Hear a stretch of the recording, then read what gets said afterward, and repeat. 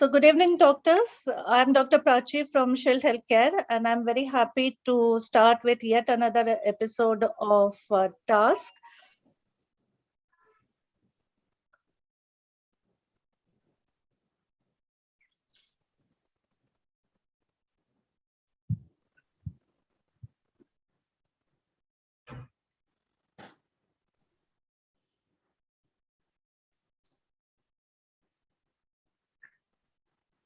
So under the aegis of AGOG, that is Academy of Global Obstetric and Gynecology, and Shell Connect, we are beginning with this task series. So I would like to play the video.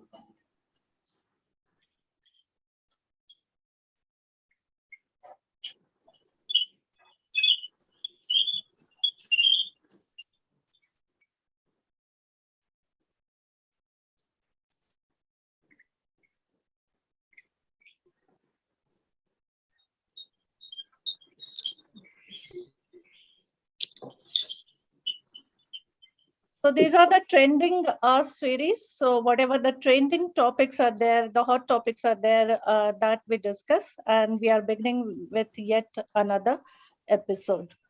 So we are very privileged to have Dr. Niranjan Chavan with us, who is supporting us with this series. Sir is Unit Chief, LTMMC and LTMGH SAN Hospital. Joint Treasurer Foxy till 2024, Vice President MOGS till 2022. Member Oncology Committee SAFOG till 2022. Recipient of Maharashtra Healthcare Excellence Award in 2021. And also received MOGS Teachers Day Felicitation Award recently. Sir has many publications in international and national journals, and he was guest speaker at various platforms. So with this, may I request Sir to introduce our guest of honors and speakers. Thank you, sir, and over to you. Thank you, Dr. Prachi. Today is 13th of October when we are having the Trending Task series number 8, and it is my privilege and honor to welcome Dr. Chandravati Madam. Dr. Chandravati Madam is a professor emeritus at the King George Medical College, Lucknow. She is the director of Krishna Medical Center, president of UP chapter Obstetric and Gynae, past vice president of Foxy. She has got many awards from the central and the state government for her family planning work, and has received and published more than 50 papers in the national and international journals. She is also the research guide to more than 150 medical postgraduate students in the Department of Obstetric and Gynecology. The first time I met Madam was in 1999, where she was the main organizing person at the Lucknow AICOG. What we witnessed is the similar feat done by her and her juniors in 2019, where we saw again AICOG Lucknow being done. Madam is absolute gem of a person who is a guide to many teachers, and she has been always encouraging for members like us. Madam, we are very grateful to you that you have come today. We would request you to please encourage and guide us with your words of pearls of wisdom. Thank you, Niranjan. It was a real pleasure when you talked to me and called me.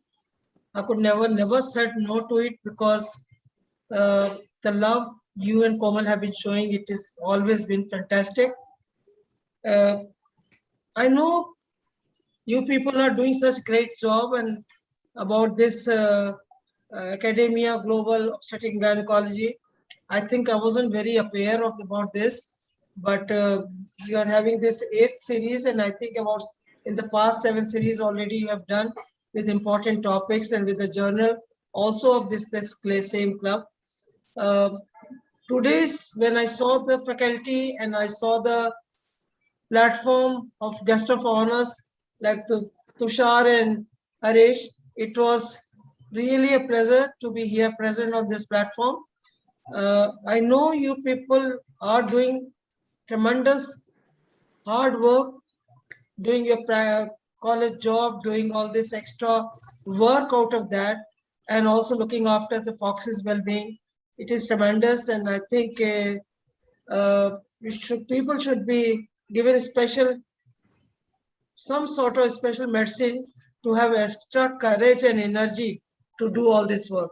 I really wish you all a great success, and I will be listening to your topics because I'm very much interested in J.V. Sharma's topic and Atul's topic. So I'll be there all the time throughout your whole program today. And in future also, whenever there's a time, I would like to connect with you when it's possible. Wish you all the luck and success for your this effort. Thank you. Madam, we are not going to leave you just by. I know. It's a pleasure to be with you. Because, Yeah. in the frame, all of you are eminent, teachers. I think more than 40 years of experience, ranging from 40 to 35. And I think I'm the youngest of all. Yeah. So, Madam, I'm really grateful to all of you and you being there. I still remember that winter in Lucknow, the fog which was there at the Taj Hotel. And the first time I enjoyed the cuisine of North India and the amount of starters.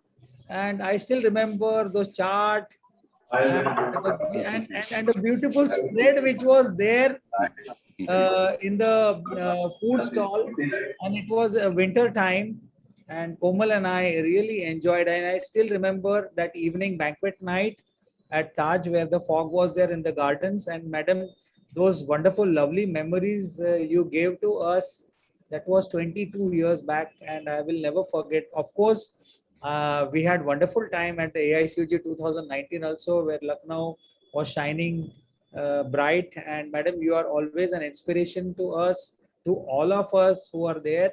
Thank you for being there with us. Thank you, Niranjan. Now I call upon the rising star. I can say the sun, arises from the east, from the land of Jagannath Puri. And he is also the professor and head of the department of the Sri Ramchandra Banj Medical College, which is Cuttack, which is nearby 20 kilometers from Bhubaneswar. It's a beautiful place. You have in there wonderful town known as Pipli. Please do visit it because it has hand-woven handicrafts, and you can take them back as souvenirs from the state of Orissa, Cuttack, the land of Konark and Jagannath Puri. Sir is a past vice president of Foxy, chairperson of ICOG. He's been also the part of IAGE and IJOG as a peer reviewer, has received many awards, a gem of a person. And I remember when he was a vice president, I got the opportunity to give a lecture by the Pune Obstetric Gynec Society when Dr. Sanjeev Kurd was the president, and that's where I met and interacted with him. From there on, there has been no looking back. Since the time we met, we have shared a wonderful relationship, and sir is always a mentor and guide to everyone. Sir, I request you to please say a few words, and thank you for joining today. Thank you, Niranjan. Really, it's a great time that during this pandemic, you have invited all of us, especially the old friends, Chandravati, our teacher, as well as I call her always my elder sister, Harish, you see JB from AIMS, and Atul. So almost it's like an old friend sitting in one of the hotel in the round table. It seems like that. And Niranjan always makes, academics from the fun. That is his, gesture. Whenever he meets me, I always feel him as my younger brother. And always he tells, he comes out with academics from the fun. I always tell friendship like that, with the cup of tea in the hand and discussing about the academics. And these type of things, whenever you start, this is the 8th series. I love it so much, the academics. And you have selected such nice speaker like JB Sharma, like Atul. So really many people will be benefited, especially the practicing clinician, by coming together with the same topic. And for last 7 series, you are with this event AGOG. And AGOG, I think it will be definitely helpful for all of us and those who are practicing and postgraduate also. Niranjan, and I'm very happy that you have come over in such a big way to the platform of Foxy. And I wish all the best, not only in the academics, but for the also Foxy. You will be definitely contributing a lot in the future to the Foxy. I hope, I mean, what I mean, you can understand. Yeah. So with this, I think everybody will be benefited from this, and let it be continued in this way. All the best, Niranjan. Sir, you have to be with us Yeah. for your expert comments and your experience in both the topics. Thank you so much for being there with us. Now I come to another professor from the land of Gujarat, Mahatma Gandhi, the father of the nation. He is from Ahmedabad, a very down-to-earth person. And whenever I have heard him, he speaks in between. He has got brain teasers, and he will make us quite attentive. Even our attention span, if it has got wavered or it has wavered in another direction, he will get us back to us. So thank you so much, Dr. Haresh Doshi, sir, for joining us. Sir is also the professor at the medical college. Can I have his slide, please? Dr. Prachi? Sir, I have shared the slide. Yeah. Is it visible? Can see. Okay, sorry. Well, sir was our vice president in the year 2018-19. He has also been associated with other hospitals of Vadodara as an assistant professor and associate professor at BJ Medical at Ahmedabad. I can say he is an encyclopedia. He has written many books. And when I go to the operation theater, I find my residents in the operation theater getting big books. So when I ask them what is it, they find, they show me reluctantly, and there I find the name of Dr. Haresh Doshi.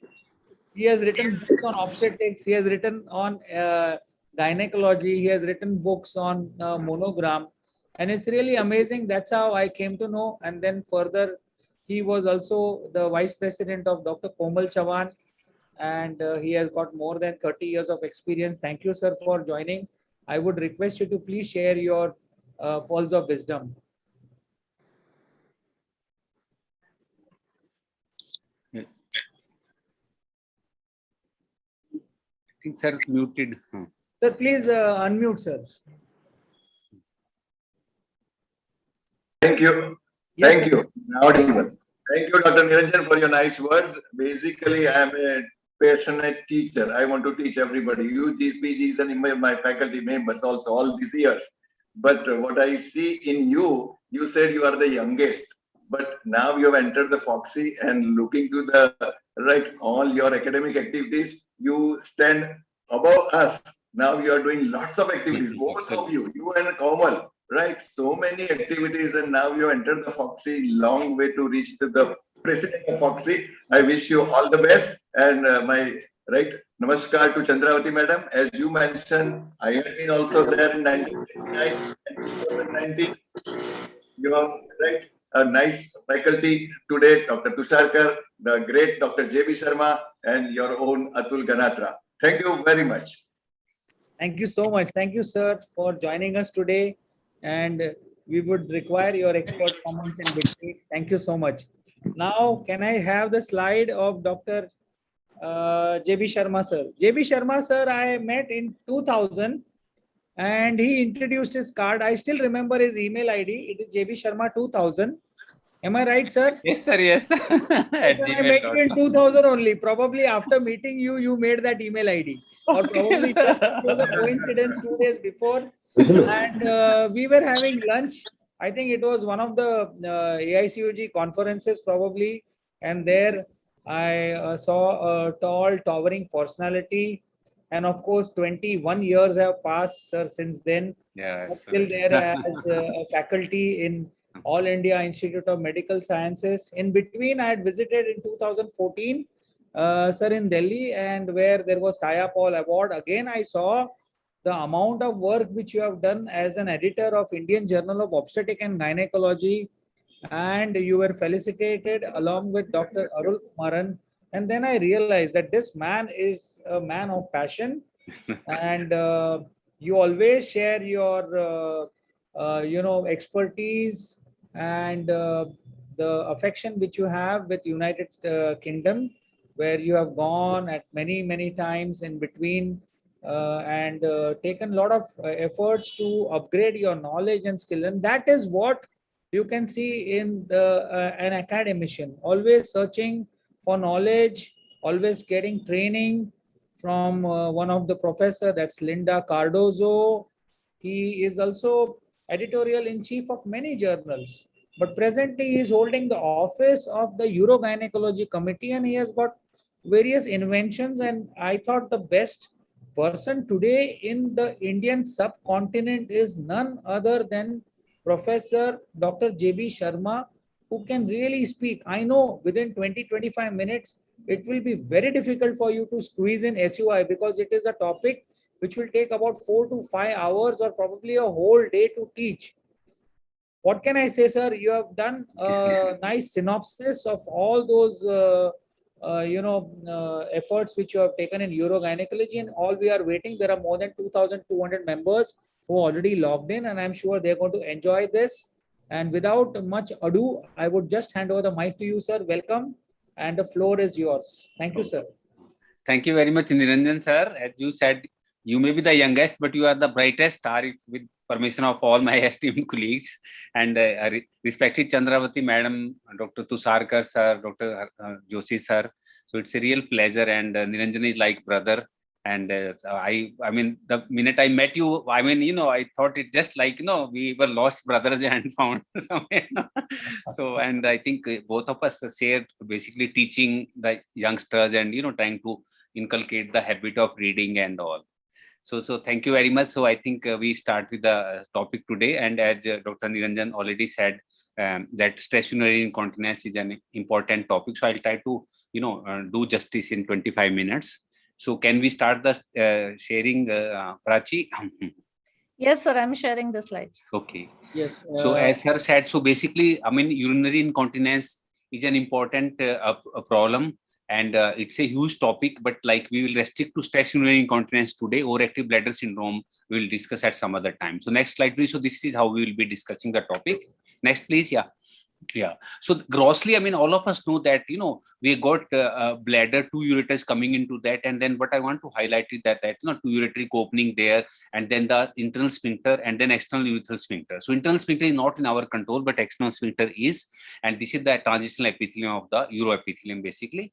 So, and all of us are aware of the ureters. We are scared of ureters and bladder whenever we are doing gynae surgery. But let me tell you, bladder and ureter are friendly organs. And if we respect them, they will respect us. And even if rarely there may be injury to bladder, it's very forgiving organ. Our HOD urology always say that if you respect it, even if there is an injury like previous cesarean section sometimes, so if you repair it well, there is an adequate blood supply, and usually results are excellent. Next, please. Okay, so basically these are the spores of the urethra. This is important because that's how we can understand SUI. So extrinsic spores are levator ani, endopelvic fascia, arcus tendinous fascia pelvis, and then the intrinsic spores are striated and smooth muscles of the urethra, epithelial coaptation of the fold of urethra, tone of urethra, urethral elasticity, and congestion of some mucous venous plexus. This is important because extrinsic spores like levator ani, endopelvic fascia, arcus tendinous, they get torn during the childbirth trauma. So childbirth trauma, especially difficult delivery, forceps delivery, and all, they are the factors which can cause actually injury to levator ani, endopelvic fascia, sometimes twigs of pudendal nerve, and that causes basically injury. At that time, patient had delivery at 28 years of age, but she may not have SUI at that time. She may have it at 40 years of age, but though the seeds of trauma were at 28 years. So why it happens is the intrinsic sport. So at that time she was young, so there was good epithelial coaptation of the folds of urethra, good tone of urethra, urethral elasticity, and striated smooth muscle of the urethra. But as congestion of some mucous plexus also depends on estrogen. But as she advances her age, so because of lack of estrogen, all this will go down. So epithelial coaptation will become poorer, the mucosa become thinner and the submucous venous plexus become thinner. So in other words, basically that, now there is more spacious urethra and all, and then she can leak urine.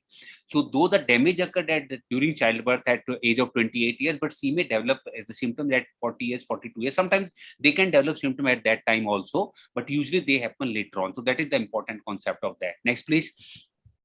Okay, but I won't recommend that we should do elective cesarean section for all. That's not recommended in India. It's the same thing, basically exchanging sport, hammock hypothesis, and increased intra-abdominal pressure. So normally what happens whenever there is raised intra-abdominal pressure, because proximal urethra is an intra-abdominal organ, so raised pressure is communicated to proximal urethra also. So intravesical pressure is always less than intraurethral pressure, because that pressure is communicated. But if there is childbirth trauma, then the proximal urethra gets displaced distally. So now raised intra-abdominal pressure is communicated to the bladder, but not to the urethra. So intravesical pressure becomes more than intraurethral pressure, and then patient leaks urine. And that is the concept of basically burst corpus suspension also, that we are bringing it back into the abdominal cavity, proximal urethra, and that is the success rate is there. Next, please. Okay.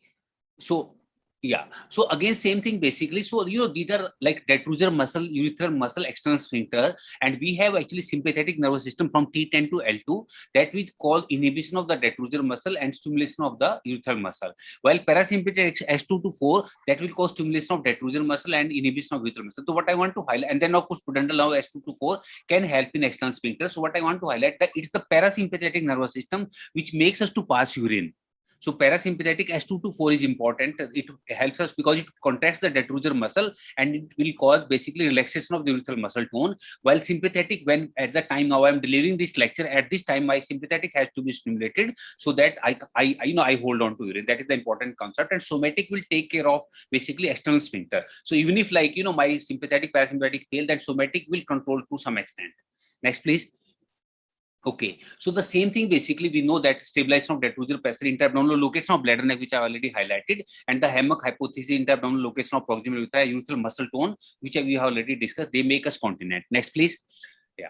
Okay, so what is urinary incontinence? So if this system is basically defensive system becomes obsolete because of some reason like childbirth trauma or poor estrogen or some other causes, then they'll develop urinary incontinence. So it's a condition of involuntary loss of urine on effort, physical exercise, coughing that is often bothersome to the patient and frequently inhibits the quality of life. And any complaint of involuntary leakage of urine is urinary incontinence, but raised intra-abdominal pressure is stress urinary incontinence. Next, please. Okay, so these are the grades of incontinence as a whole. This includes urge incontinence also. Grade 0 means patient is continent. Grade 1 is mild, in other words, moderate. Grade 2 and less severe and more severe is grade 4. That means total incontinence. Even without effort, sometimes urine leak occurs. So today only I was seeing a patient. She said whenever I stand up, I just lose urine. So she was in grade 4. Next, please. Okay, yeah. So this is the epidemiology. We think actually we never had proper studies done from India. So we tried to do some studies, and overall, if you see from outside, almost 45% women will have some incontinence between 30 to 90 years of age, and almost 15% of adult women. And among women's SUI, 77% have bothersome symptoms. So it does affect the quality of life. But unfortunately, many times patient may not come to the doctor. I mean, what happens if a patient has chest pain? She will immediately rush to the doctor. It can be MI. She has stroke. She rushes to the neurologist. If she has bleeding from any side, she thinks it can be cancer. But if she leaks urine, then she talks to someone, they say, well, it's a part of normal aging. So patient may not actually come to the hospital. So that is the thing which we need to change actually, which we need to tell our friends, that their mothers, their wives and all, so we can help them.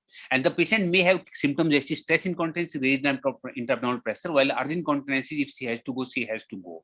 So the two things are different. So we'll restrict mainly to SUI today. Next, please. And we try to do so as you can see in this case, as age advances, all types of incontinence including SUI increase. So I mean between 80 to 85 years of age, almost 30 to 40% patients will have some incontinence. Next, please. Okay, yeah. So we actually tried we did a study, published it also, and it was almost 8 to 9% in daily clinics, but many patients did not come, and you had to ask a direct question from the patients. And then my this 8th semester student, actually you can also see it, Sena Agrawal, I'm giving her name also. Now she's an IAS officer and deputy commissioner in Punjab. Now she topped in IAS exam. So she did a study when she was a medical student, and I was surprised that she, I made a questionnaire for her, and we could find 19% in second trimester trimester, and almost 10-25% in third trimester were having SUI. Dr. Niranjan sir, I mean, and even I was surprised that because they didn't tell me. So when we asked them direct question, then only patient told about, I mean, that we have got SUI. But if you ask them, I mean, otherwise, like for bleeding, they will always tell us. If they have pain, they will tell us. But urinary leakage, they don't tell us unless you ask them direct question. Next, please. And yeah, so these are the risk factors basically. And as I said, single most important risk factor is pregnancy and vaginal delivery, caffeine, fluid intake, certain medication like diuretics, constipation, chronic cough. I mean, I'm seeing that, now I'm doing PV examination. Every third patient has got rectum loaded with fecolis, while 20 years back, I mean, I could hardly see any. So constipation is becoming a big problem in India also. Then conditions affecting mobility, medical conditions like diabetes, stroke, etc. The estrogen therapy, smoking, diet, depression, urinary tract infection, conflicting evidence regarding status. So this is important that when you are dealing a case with SUI or urgent incontinence or any incontinence for that matter, we need to take a detailed history. Many times I keep getting patients, they say, just sir, put tape in her. Our own professor of microbiology, she brought her mother, admitted her, brought a tape for me, and she said, sir, look at my mama cough. Mama coughed, and she was leaking urine. And then I checked, I carefully examined her and all did, and she was having stroke. She was having neurological problems. So putting a tape would have been a disaster. Another professor of senior consultant of gynae, she brought her mama again. She said, mama coughed and she leaked urine. When I palpated her, she had 800 ml bladder, full bladder. So I said, she already has obstructive element. If I put a tape, I'll be harming her more. So what I want to highlight that whenever we put a tape, whenever we do an operation on them, at least an operation, we must be very, very satisfied that the diagnosis is right. And these can be I have patient, the patient is on diuretic, and the minute you stop diuretic, they start getting better. Similarly, patient of diabetes, you have to treat their diabetes, they will get better. So this is very, very important. We take detailed history of the patient. She may be on certain medication, we can change them. Like, patient on antihypertensive therapy with diuretic, so we can reduce the amount of diuretic. Or some patients are having, drinking 3 liters of water per day, 3.5 liters of water. They're thinking their face will glow with it, there is a concept this one, but whether face glows or not is doubtful, but the bladder glows and they leak urine. So excess of amount of drinking water is also not good. They have to have 1.8 to 2 liters, which is normal requirement. Next, please. Okay, yeah, so this is the IUGA and International Continence Society classification. Basically, we have already discussed it. So anything basically involuntary leak of urine on coughing or raised abdominal press is stress incontinence. And if she has to go, that is urgent incontinence. So mixed means both. So we won't go into less of detail. Sometimes they can pass urine during coitus also. That is also usually part of SUI. Next, please. Okay. Yeah. Okay. So overflow incontinence as also be seen. So this is the basically like increased daytime urine frequency, then interruption of sleep, that means nocturia. Once, let me tell you, if someone gets up in the night once, even I get up once in the night, that is normal. But if someone has to get 2 or more than 2, then it is abnormal. And then urgency, compelling desire to pass urine, like, there is someone in the washroom and then I can't hold on, then it is a compelling desire, that's urgency. And overactive bladder syndrome, of course, again, urgency, frequency, nocturia, that is seen more in overactive bladder syndrome or urgent incontinence. But you must rule out urinary tract infection in them because the symptoms can be both. So, I mean, we get urine culture done. If that is negative, then only we use the term overactive bladder syndrome. Otherwise, the patient may be having UTI, which is easy to treat and, of it also. Next, please. Okay. So same thing again, we have already discussed hesitancy, slow steam, intermittency, staining to void, position dependent, which is like you can skip it. Next, please. We have already done that. Yeah. So what is important is, I told before also, approach to a patient is very, very important. So I tell my patient, in fact, I keep this patient little later in my OPD. I tell that Mataji, you wait for some time. When I spend half an hour on each patient, if not less. Others, I mean, in 5 to 10 minutes we can see. So detailed history taking is very important. Told before also, one of my patients, a dentist herself, and from Rajasthan she came, and when I examined her, so she had an meningomyelocele at birth, and she was operated for that. And when I examined her, so she hardly had any sensation, Dr. Haresh sir. And then I examined, so I touched it, and then so she was having problem. In that case, putting a tape or that will different, because altogether. Another patient of mine had multiple sclerosis. So please do take detailed history, especially neurological history, any drug intake history, and some patients are psychiatric patients having drugs for that, so they also can have effect on that. And of course, I told you before that, this patient on diuretics and all.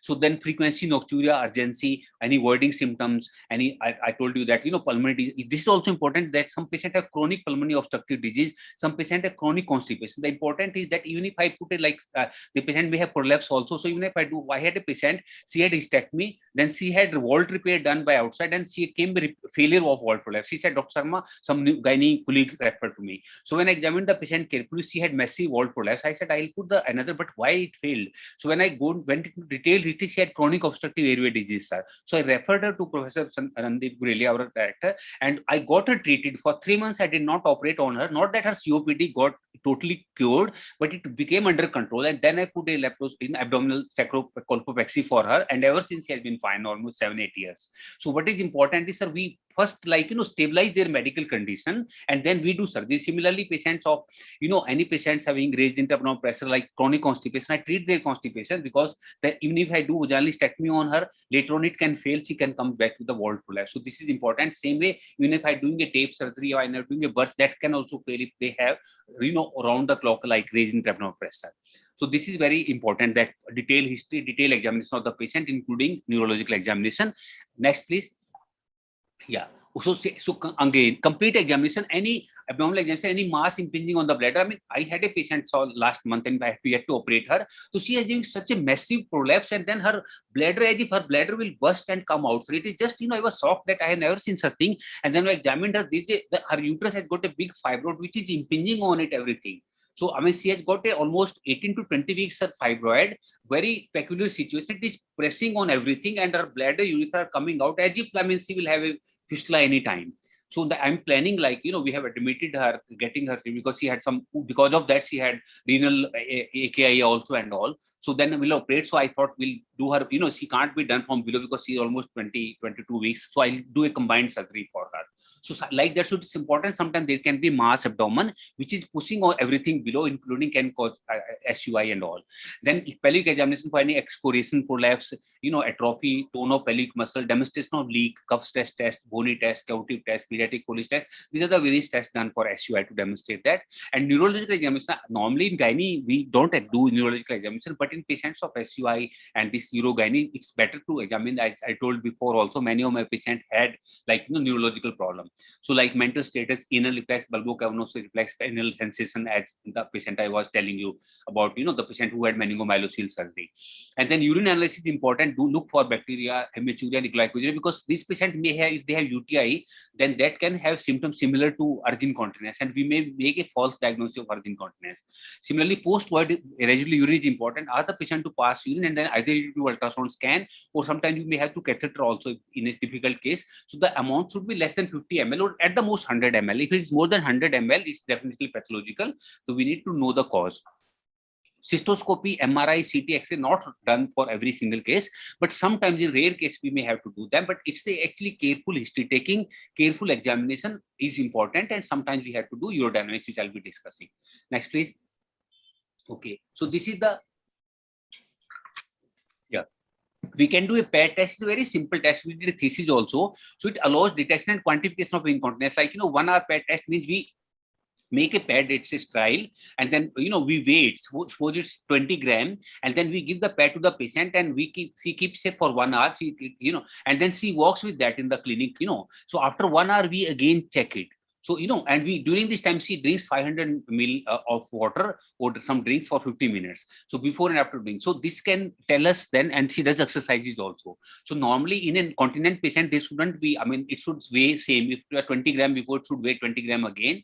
But if it weighs like if she has leaked urine, so naturally it will weigh more. And then there is a grading also according to that. Whether say 1 ml, 2 ml, 5 ml, so mild, moderate, severe. So I won't go into details of that. But just simple test. I mean, as a part of thesis we did in our thesis case.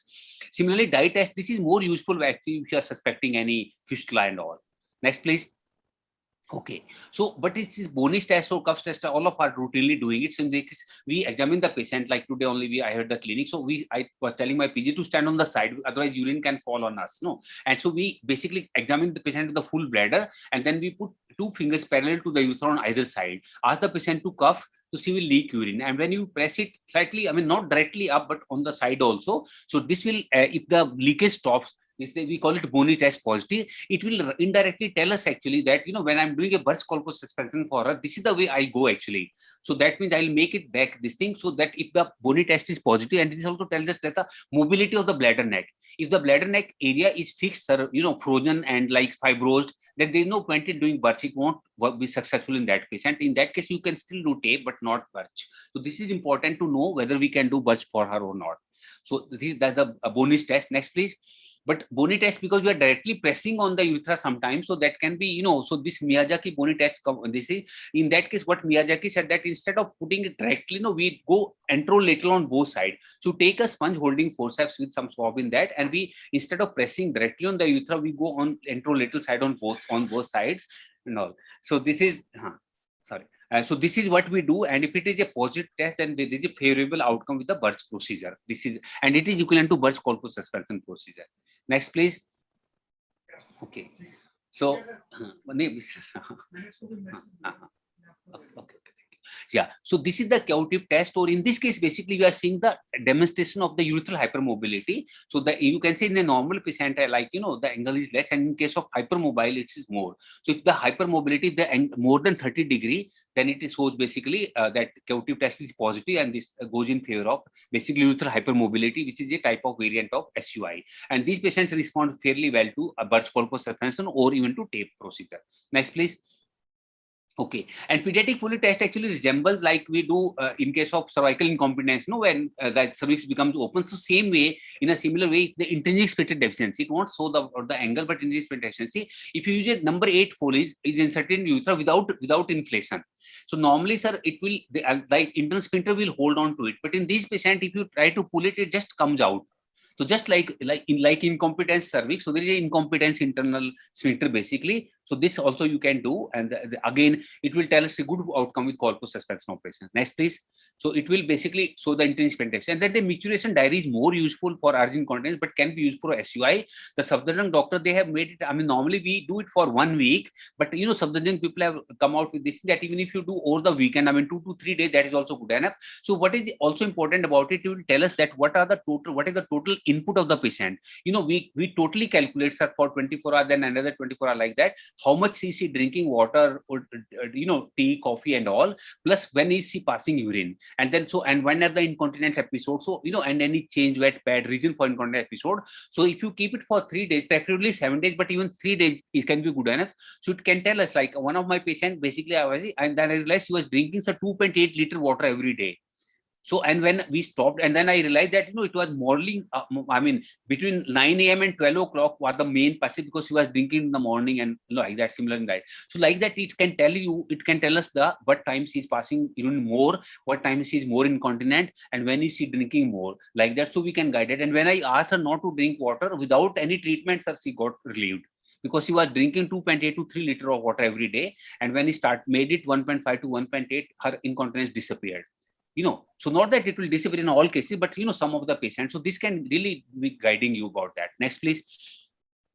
Yeah, and urodynamics, I mean, you don't have to get urodynamic done for every single patient. Even ACOG, RCOG both say that, but it can be useful, especially for complicated incontinence, and medico-legally also. Basically, even a simple patient of SUI, we can do the tape, we can do birch without doing urodynamics. Similarly, urgent incontinence we are treating medically, so no need to do urodynamics. But for difficult patient, or complicated patient, or recurrent patient, then we must do it. And sometimes, like some doctors are routinely doing it. They think it may be part of to avoid medical legal negligence. So it's not like we must do it in every simple patient, but yeah, definitely in complicated patients we must do it. Next, please. So these are the basically indications. Next page, we already discussed with them. Yeah, discuss them. Yeah. So preoperative urodynamics is not needed for every single patient, and you can do uroflowmetry, cystometry, urethral function, voiding cystometrogram, and a very simple urodynamics you can do in your PV room itself. You take 1 liter of bottle, and then you attach that catheter, this basically IV cannula, IV tube to the catheter and put this. And when we fill the bladder with that, so depending upon how much is the bladder filled, we can indirectly know that, that's basically it was 1 liter from there. So if it is now say 800 ml left, so that means 200 has gone in the bladder. And patient will say, I want to pass urine. So that means she has got filling sensation at 200 ml, 250 ml, 300 ml, and at 400 ml she said I can't hold on, or this goes back into the goes back into the bottle. So that means she leaked urine at that time, indirect method. So it's a simple urodynamic you can do in PV room free of cost, like that, But of course we can do like uroplometry, cystometry with the help of the full this thing, like our urodynamic people do it, and we are also having in our department. Next, please. So little bit I also say, yeah. So I mean, it will tell us about the flow rate, 15 to 25 ml per second, and like a normal flow rate, and less than 10 ml is basically poor. And next, please. And normally, basically, yeah. So this is the one basically I was telling you, filling catheter, and of course normally we put so bladder pressure catheter will tell us about the pressure PV cycle. Similarly, abdominal will tell us P abdomen, and then we can reduce from PV cycle minus P abdominal with the P dead to the pressure, like that. And next, please. Okay. So this is what we do. Next, please. Okay, I won't go into detail of that. So like that, we can also actually it mainly tell us about the basically urge incontinence, that during the filling phase, ideally, there should not be any passage of urine. If the patient during filling phase, I mean, it goes back into that means the patient is having urge incontinence. So in other words, basically, urodynamic is more useful for urge incontinence rather than SUI. In SUI, basically, patient leaks urine on coughing, that you can see otherwise also. Aim is that we don't miss a mixed incontinence patient. Next, please. But they will give you the reports, yeah. Next, please. We have already done that, yeah. So these are the normal values, basically. Residual volume, normally urine 50 ml less. First desire, I told you about 200 ml. Capacity 400 to 600 ml. Maximum diffusive pressure, filling less than 15 centimeter of water. Voiding less than 70 centimeter of water. Peak flow rate normally is more than 50 ml per second. Next, please. Okay. So I mean, so stress incontinence, we said almost anything between 5 to 69% patient, and 50% with SUI, with incontinence have SUI. Annual incidence is 4 to 10%. Next, please. So stress incontinence is one of the commonest, basically. Next, please. We have already done that. Next, yeah. Okay, yeah, we have already done that. Yeah. Okay. Yeah, again. So basically in Maguri classification, I mean, type 1, 2 are urethral hypermobility. Type 3 is basically intrinsic deficiency, which you can check with that Foley's test. Next, please. Okay, so the management is basically non-surgical management. We start initially. So I mean, this is important whenever we are teaching our patient. First is non-surgical lifestyle changes. So I tell my patients, like, I spend 10 minutes with the patient on discussion, 10 to 20 minutes on talk, like examining, taking her history. Then 10 minutes I counsel her that I will do 1 or 2 things, 4 things you have to do yourself. So she has to do lifestyle changes. Most of these patients tend to be obese. So there I said that you have to lose 5 kg in 1 year. Okay, then you have to do pelvic floor muscle training. You have to teach them. We take the help of our, physiotherapist also. So please, you have physiotherapist, train one physiotherapy in urogyne, and then she can tell them better, because sometimes we don't have time. I personally also tell, but I involve one of my physiotherapists. And then drugs. In fact, I was in London last 2 years back. Dr. Niranjan was saying with Linda Cardozo's clinic, and I saw 1 hour that lady spent physiotherapist the patient, and I was amused to see one, apart from routine Kegel exercise, like try to hold urine, try to hold motion, try to cook pillow between 2 thighs, try to squeeze fingers on my her vaginal muscles on my fingers. What you are telling that take a deep breath, like yoga. So when you're taking a deep breath, sir, diaphragm goes down, abdominal contents go down and touch the pelvic floor. Pelvic floor contacts, and then we exhale, sir, pelvic floor comes up. So in other words, she said with each breath, pelvic floor is contracting, going up and down. So you are doing more exercises. I was very amused that it is a yoga only. So our yoga can be useful for these patients also. She said that you can only do exercise for 5 to 10 minutes, but breathing you are doing whole day. So that will be more effective. Though I haven't done any study on that, but I was quite find that, it is interesting thing. So pelvic floor exercise, including yoga, are useful, sir. Drugs usually, to be honest, drugs devices, they don't work that well. They don't work that well in stress incontinence. Drugs work more for urge incontinence. Bladder drill and biofeedback also work more for urge incontinence, but some role is there I'll be discussing. And then of course, surgical treatment is more. So in general principles, sir, urge incontinence is treated medically, and stress incontinence, especially moderate to severe, is treated surgically in general principle. But definitely for mild to moderate cases, we must first do the medical management, conservative treatment, and let the patient ask for it. Never impinge, force treatment on her, because then she will be unsatisfied. That's what I do. So our waiting lists are routinely 3 to 6 months in aims. So during that time, I give her, tell her to lose 2 to 3 kg weight, lifestyle changes, pelvic floor exercises, bladder training, to decrease tea, coffee intake. Sometimes I give her calcium, vitamin D also, and I give her one drug also, like duloxetine. And after 3 months, I assess her. And during this time, her turn has come for the surgery. I asked her, how are you? She said, Dr. Sharma, I'm much better, almost 30 to 40% relief, and I want to try this medical. Otherwise, by all means, we are not hungry for doing surgery on you. So, so like that, I mean, many, almost 50-60% patients don't even ask for surgery. They say, I want to try medical management or conservative treatment or physical therapy. I said, fine.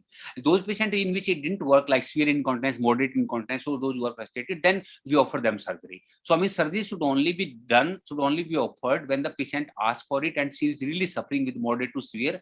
Don't do it for mild cases and all. And so that our consent should be clear that we have exhausted all, conservative managements. Next, please. Okay, so we have already discussed lifestyle changes, weight reduction, decreased coffee, fluid, bladder training. Next, please. Yeah, they will work for urgent incontinence. So physical therapy I have already discussed. Kegel exercises are very good.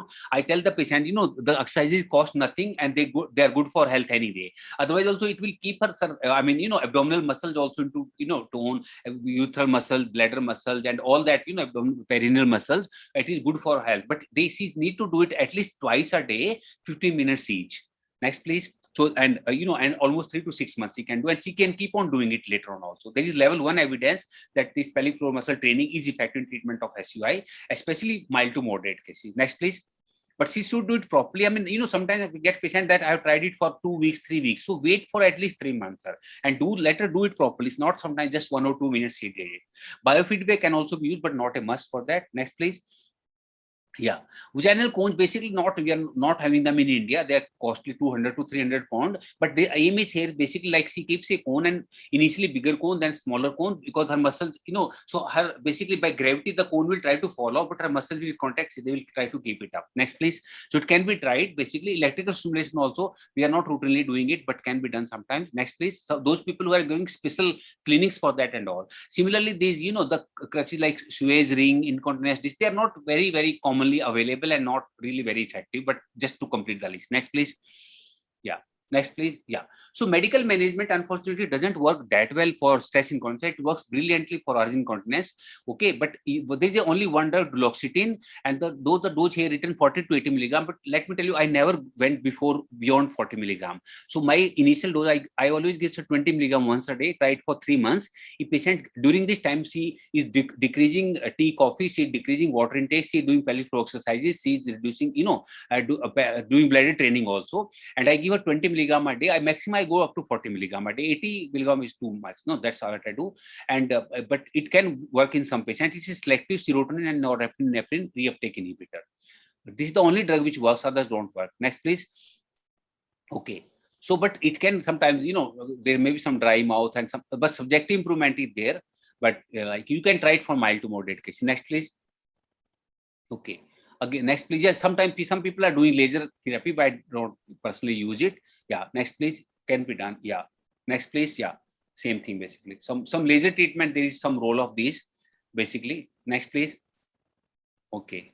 So mainly, to be honest, actually many of the patients, 70 to 80% patient, especially moderate to stress incontinence, will require surgical option.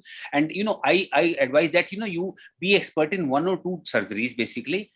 Rather than trying to do 10 surgery and be good in that. So either I do like Birch Colpo suspension, and you can do laparoscopically also, but little bit slightly longer learning curve, and then tension-free vaginal tape in the patient who can afford. Next, please. I'll just quickly read through them. Yeah.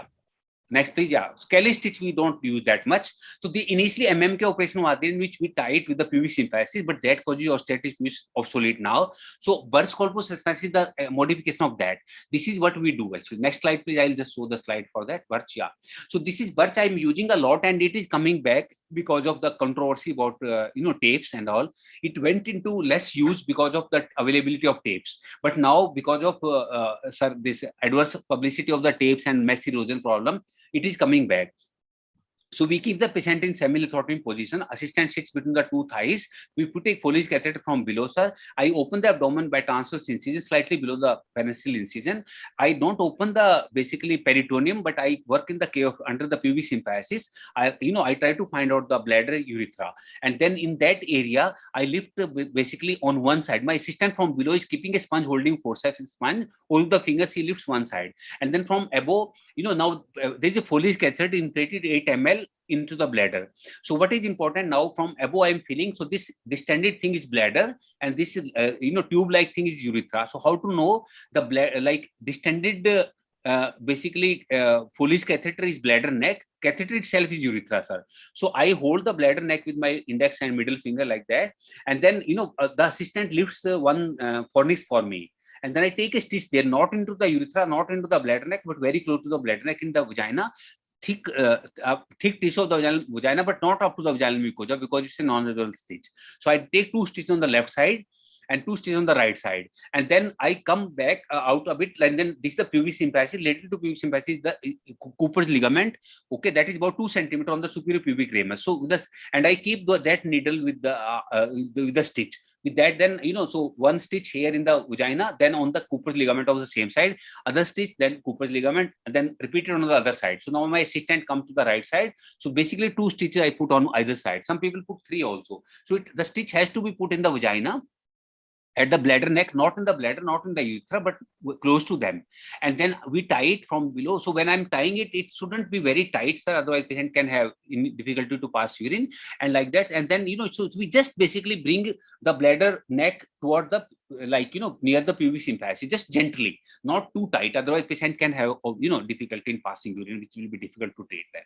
So this has, and so what in other words we are coming back to the same thing again. That means this proximal urethra, sir, which had gone outside the abdominal cavity, has come back to the abdominal cavity. So now the raise in the abdominal pressure will be communicated to it, and patient will not leak urine. That is the aim, and that it works brilliantly. The results are 85 to 95%, even up to after 5 to 10 years.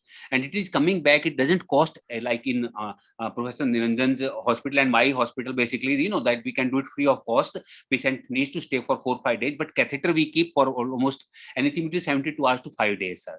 So this is there, and then just routine antibiotics like ciprofloxacin, tindazole, whatever you want to give, but keep the catheter for at least 72 hours, sometimes up to 5 days. So it's a big operation, larger operation, but results are excellent, and it's almost free of cost. And now because of non-availability of tape some places, so this will be back. In fact, I went to 2 years back to Linda Cardozo's clinic and all, and when I asked them, they didn't have tapes, sir, with them. And they say, in fact, I ended up in teaching them birth colpo suspension, because I never stopped doing it. Like in my hospital, those who couldn't afford tapes, we used to use births. So I never stopped doing births. I was doing one birth every, if not one every month, but in 2 months, 3 months. So 5, 6 births I'm doing every year. So I never stopped, sometimes more than that also. Next, please. So it is coming back into vogue. Same thing, basically, again. Next, please. So you can do it laparoscopically also. Okay. And it is excellent operation, basically. And only thing, slightly bigger operation as compared to tapes. But results are long-term data is one of the highest. Next, please. And of course, yeah. So 90%, 70%. Next, please. Sometimes they can be wording difficulty. You can avoid by not making it too tight. Next, please. Yeah, we have done that. Yeah, next, please. Next, just study. We have, yeah. Okay, so then came the tension-free vaginal tape. You can do it like abdominally, and then you can, but for that you have to do basically it make it 1 to 2 centimeters on the anti-vaginal wall, separate the urethra from the vaginal mucosa, and then we put the tape on either side anti-abdominal wall. So, okay, and this is the basically TVT, but in this case, there is 8% risk of bladder injury. Of course, there is nothing major thing. Even if it injures the bladder, you don't have to do laparotomy. You just withdraw it, do a cystoscopy, withdraw it, and go lateral to that. So, but still 7 to 8% bladder injury rate is just unacceptable to all gynecologists. So then the tension-free Optape came. So we started using Optape. In that case, there is no risk of bladder injury. Next, please. I'll just so quickly do some slides. Yeah. So TVT gained, it is a good success rate, almost equivalent to birth plus smaller operation. And next, please. Yeah. Okay. So, but there was a risk of bladder injury, sometimes infection and all. Next, please. So this, yeah. So then came TOT. I said in this case we same operation, but going into the obturator foramen on either side. Next, please. I'll show you some slide. Yeah. Next, please. Okay, yeah. So this is the basically activity. So you can say we put a 1 to 2 centimeter diseases, separate the vaginal mucosa from the urethra. Then we put the guard, and on either side, basically, I'm putting this needle going on the right side, left side, and ultimately this tape. So it will come through the obturator foramen on either side, and we just cut it close to the skin, basically. So the tape will sit at the mid urethra level. So again, the results of TVT-O are almost same as TVT minus disadvantage. That means no risk of bladder injury. Risk of urethral injury also less. You can do inside out, sir, as well as outside in. Whatever, both are equally good. Whatever you are trained in, I tend to do more inside out. There's Johnson and Johnson. I'm more confident with that. But both are equally good. There is one Indian version also available, but I mean, sometimes you have to check the quality of that. Next, please. Okay, you same thing. This is how we pass it basically, and this ultimately tape sits down. Yeah. Next, please. Yeah, that's fine. So same thing basically. You can teach the students under in the model, value model. Next, please. Okay. Yeah. Next, please. Same, just quickly we can. Yeah. So both are almost equally good, but TVT causes more bladder injury, so we don't use it anymore. Next, please. Yeah. Okay. Next, please. Yeah. But results were almost equally. Cochrane also says equally good results. Next, please. Okay. Yeah. Okay. So then they came with big bang, and we thought that other operation will disappear. But unfortunately, then came the big bang. This mass erosion, adverse publicity, US FDA warning. So now the tape, when I went to UK, the tape was not available. In India, they're still available, but to lesser extent. So next, please. So yeah, okay. Yeah, next, please. Okay, yeah. So these are the different types of tape. Next, please. Okay. So now basically, though the tape was very good, I personally had excellent, results with the TVT and TOT both. And there was, I had two patients, one in fact wife of a deputy commissioner of police who had mass erosion, but we just cut that eroded part and the patient became all right. Another patient, one senior manager in State Bank of India. So probably she had actually menopause and her vagina was thin. So you have to be certain that you make the vagina better before putting the tape, because it comes out. So mass erosion is a problem, and adverse publicity. So in UK, US, and there is availability less. So same thing will happen to India also.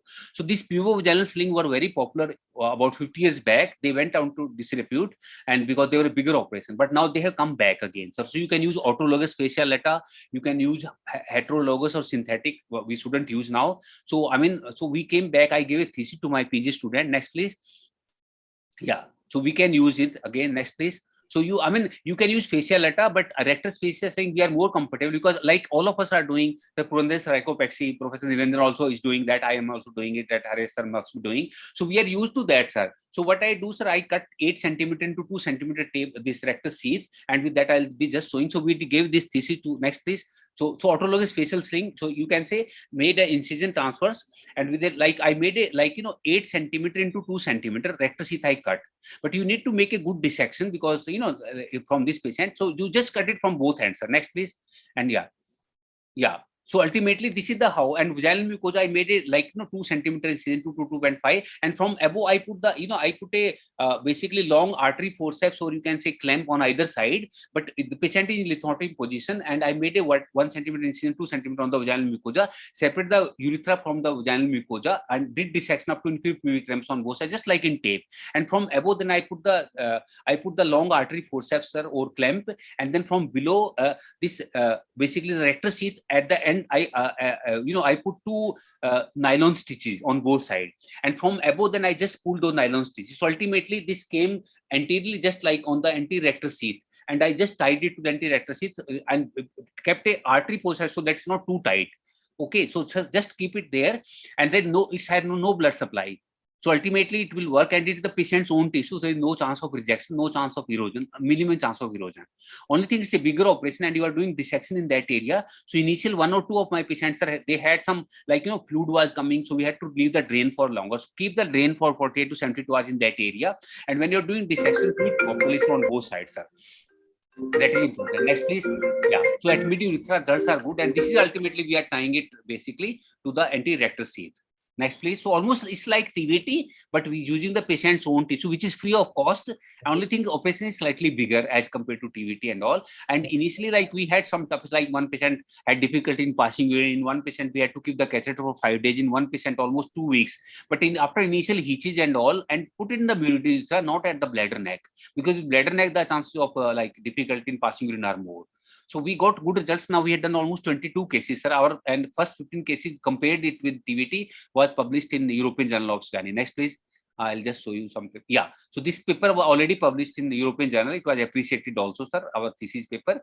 So we found the results excellent, and it is free of cost, and patient's own tissue. And now with the non-availability of the like TVT tape and TVOT, so this stands a good chance, sir. Next, please. And then, I was our Jogi editor, madam, basically invited me. So I wrote a autologous facial sealing for surgical management of stress incontinence, a comeback. So it has published in our Jogi journal also, editorial on this mind. Next, please. Okay. So then anticoagulopathy, just we don't use it anymore. But, along with like some patient Mataji has got say 3rd-degree prolapse and, coming from a village, can't afford anything. So a small, all of us have done Kelly's repair easily. So you can combine that with it for mild to moderate. But to be honest, actually moderate to severe incontinence, I tend to combine it with the TVT or TOT and now with the tape also. Next, please. Okay. Needle suspension, just to complete the list, we don't use them anymore. Next, please. Yeah. Okay. Same way, peripheral bulking agent, again, I mean, we don't use them anymore, but they are available in UK, and especially for intrinsic symmetry deficiency. Unfortunately, they are basically the bulking agent disappears, collagen tissue has life of only 6 months to 9 months. So you have to repeat it again, and it costs 200 to 300 pounds, sir.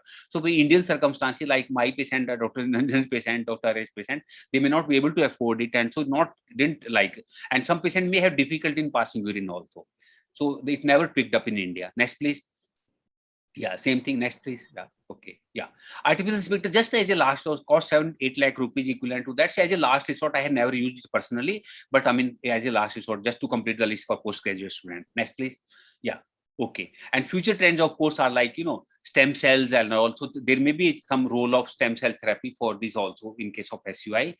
And there, I mean, in some studies, almost 88% improvement of objective symptom. Next, please. Yes, I think I have finished. Thank you very much, sir. Thank you. Thank you, sir.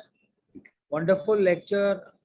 I just was present for the MS exam in one of the universities for the students, and basic questions were asked to them about Q-tip test, Boney's test, different type of SUI procedures which are done, and MMK, Marshall-Marshettis, Kelly stage, Olpo suspension, and I can go on and on. But I'm sorry to say the younger generation, it's not that I'm trying to ridicule them, but the younger generation probably have lost interest in the history of, you remember, sir, we teach them history, introduction, father of myomectomy, father of ultrasound, father of SUI. Probably we will also be in the same boat after 30-40 years. Nobody will remember us. Only YouTube people will be seeing us. Chandravati madam, Harish Doshi sir, JB Sharma sir. So what I went through today was an encyclopedia of SUI, and really you have covered the whole topic, including the recent advances and also Wonderful, yeah. JB, it was wonderful, JB. Thank you. Thank you. So I request now Dr. Harish Doshi sir to give his expert comments. And thank you, Dr. Niranjan. Yes, you are right. Yes, thank you, sir.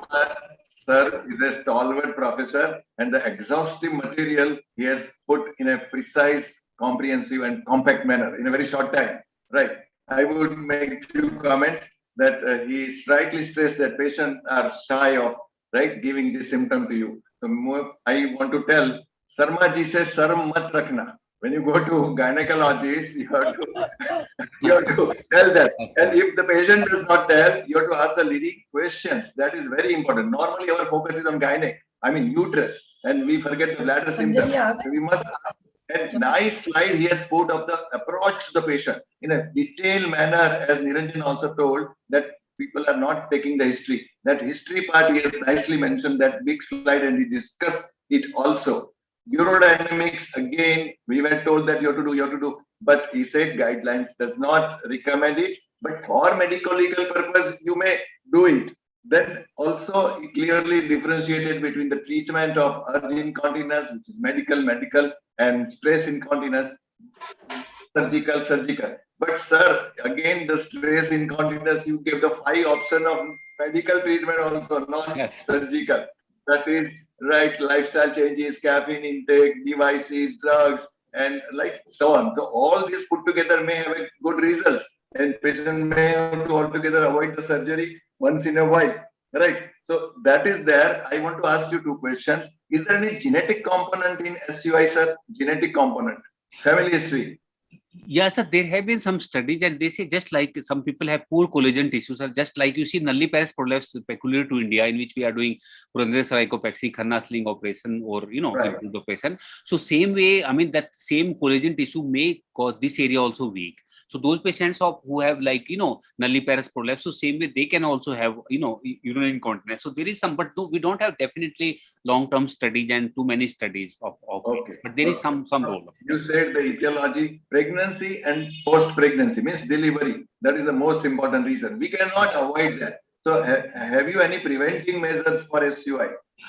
Yeah, sir. Actually, a preventive measure is just like, sir, we avoid difficult forceps, we avoid difficult deliveries. But I'm not recommending that we should do cesarean section blanketly, because cesarean section has much more morbidity. Even if the patients who have been pregnant, sir, even if they had elective cesarean section, they still can have, because pregnancy itself also causes like relaxation of the ligaments and all So that. it is not totally protective. Cesarean section So is definitely, sir, there is no doubt about it that someone having elective cesarean section and all, so the chances of SUI will be lesser in them as compared to delivery. But we have to have a judicious and middle path, sir. I mean, we avoid difficult forceps, we avoid difficult deliveries and all, but we can't recommend blanket cesarean. We do it this. Yeah. Right. Because I was interested to note that yoga is also helping increasing the pelvic muscle. Yes, sir, absolutely. When I was surprised that, and I learned it from UK. Can you believe it, sir? Like, I mean, yoga. Doing it, Great. Yeah. Thank you, sir. Thank you very much. Thank you very much. It's a pleasure. Thank you, Haresh Doshi, for those wonderful expert comments. Sharma ji se sharam nahi karna. Thank you. Chandravati madam, your few words of wisdom. As I told Sharma that I was really hypnotized to listen to him. Thank you. और हम लोग तो रोज ही यही deal करते हैं, यही काम हमारा आके. पर as Harish said, that the women are more open to us when they see a women gynecologist. Sometimes they hesitate to tell these things to the male gynecologist, but many times you need to do a leading questions and ask them, because women have a tendency to hide these things. They feel that this is something their weak point, probably other women don't have it, so they should not come out with all these complaints.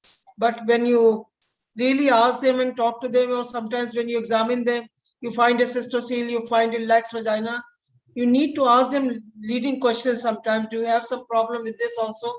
And then they come out with this problem. And JB has really taken us to the whole picture, very clear about the medical management and the surgical options. And I really feel we need to avoid surgical options for some time till we give them a full time to be on the lifestyle changes and medical treatment. Thank you. Thank you. Thank you. It was a pleasure to listen to him. Thank you. Thank you, JB sir, and all the esteemed faculty, chief guest, and our guest of honor, Dr. Haresh Doshi sir. Now we move on to the next speaker, and that is my dearest friend, Dr. Atul Ganatra sir.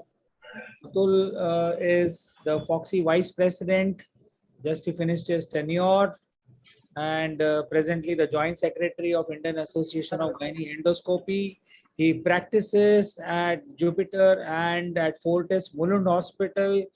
He has an immense experience in obstetrics, in gynae endoscopy, in surgical sepsis, and is a very down to earth and to the point. He has also got the largest series which we have presented now recently of the number of cases which India has got regarding COVID, and also has been the part along with Alpesh Gandhi and Parikshit Tank for the COVID guidelines which took place last year and this year. So Dr. Atul Ganatra, I asked him what would be your favorite topic. So he only suggested that yes, surgical sepsis. I said, is it going to be something very interesting? Yes, I am going to show some wonderful cases to discuss, and we are going to go, because now what has happened is, apart from COVID, we are also having patients post-operative complications with infections, gapes, etc. So I think to deal with them, we have the best person of our obstetric gynec society presently.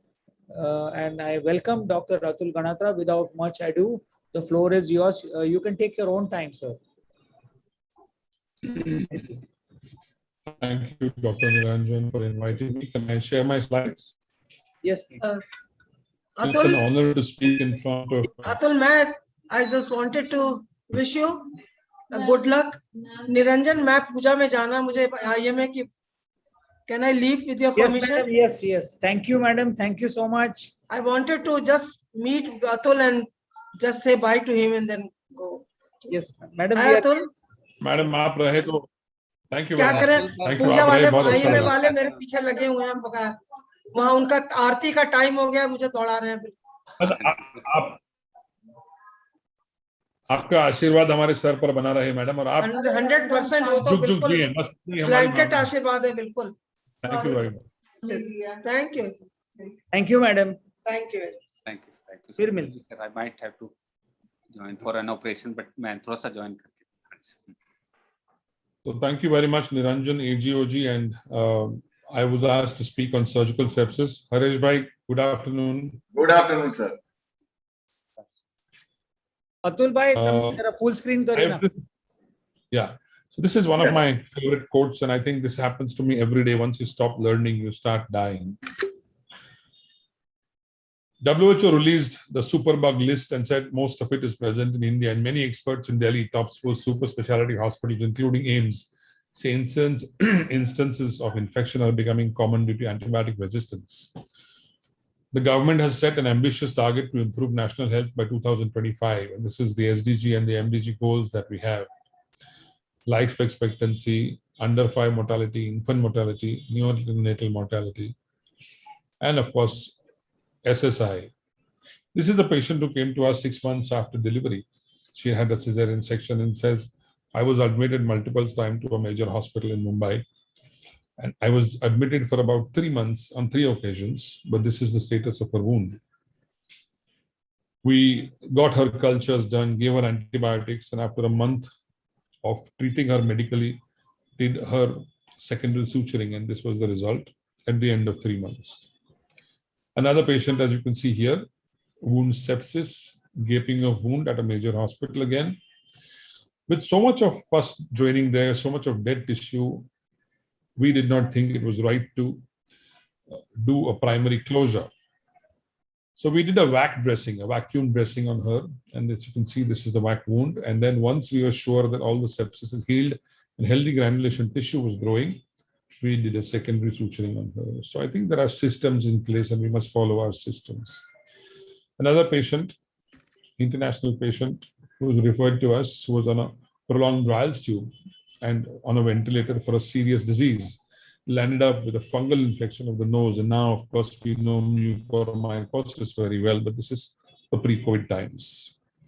This is one of my own patients. When we were using Sidex, we had atypical mycobacteria growing here, a sinus draining. And since then, we have stopped using Sidex. We never had problems with formalin, with Sidex. And then it was found out by the microbiology department of Hinduja Hospital, Dr. Camille Rodriguez, that it is the tap water in Mumbai sometimes had the atypical mycobacteria. So we would wash our instruments with tap water, put them in Sidex, and then remove them. And since then, we have not used Sidex at all, barring our telescopes. And the minimum soakage time of the telescope is about 4 hours. So we need to follow evidence. False evidence can be alarming, can be difficult. And of course, the principle, first, do no harm, premium no share. This is taught to me by my mentor.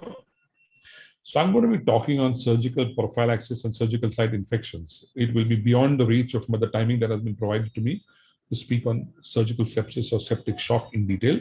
But hopefully, Niranjan will give us another opportunity for that. Patients farted, and that fart sparked a fire during a surgery in a hospital. This happened in Tokyo. So anything that happens to the patient, the hospital or the doctor gets blamed to it.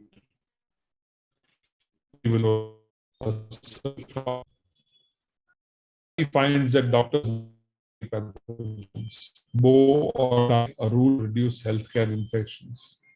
Doctors' white coats, neckties spread dangerous infections. And I think now we know with COVID times, I haven't worn a tie in over 18 months. And otherwise, from 1994, I was wearing a tie every day because you don't wash your ties every day. And the simple principle of COVID last year was what you cannot wash, do not wear. And that's why I still am in my scrubs. The definition, the term nosocomial comes from two Greek words, nosis meaning disease and chemion meaning to take care of.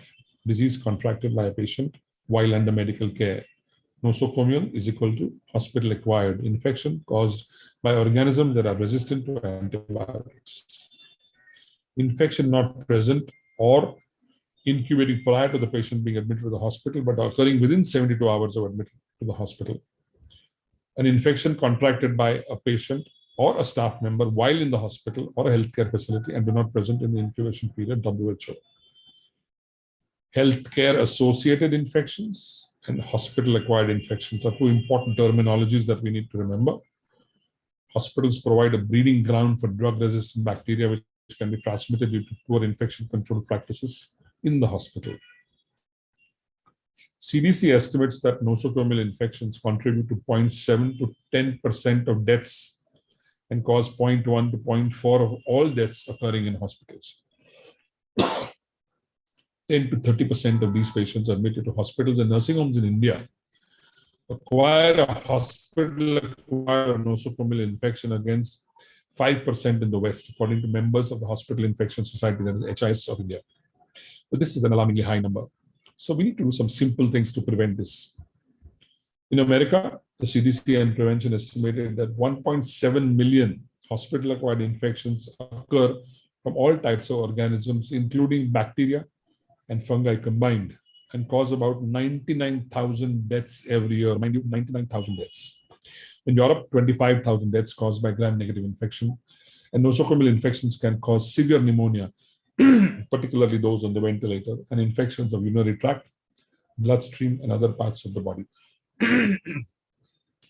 Many types of infections are difficult to treat with antibiotics. In addition, antibiotic resistance can complicate treatment.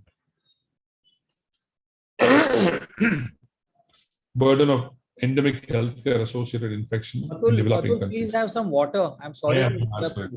I think that would be better. Surgical site, yeah. Surgical site infection was the leading infection in hospitals, a pooled cumulative incidence of 5.6 per 100 surgical procedures, strikingly higher than the proportions recorded in developed countries. The gram-negative bacilli are the most common, and we know E. coli is the biggest bug for gynecology. Apart from methicillin resistance, 158 of 290, almost 54% staph aureus isolates, were very few articles reported of antimicrobial resistance. Clean care is safer care, and this is the motto that WHO wants to follow. And the global guidelines on prevention of surgical site infection, the first ever global guideline came in November 2016. And this included 29 concrete recommendations distilled by 20 of the world's leading experts and from 26 review articles. And this article in the Lancet is something that all of us must read on SSI. So what is a hospital-acquired infection?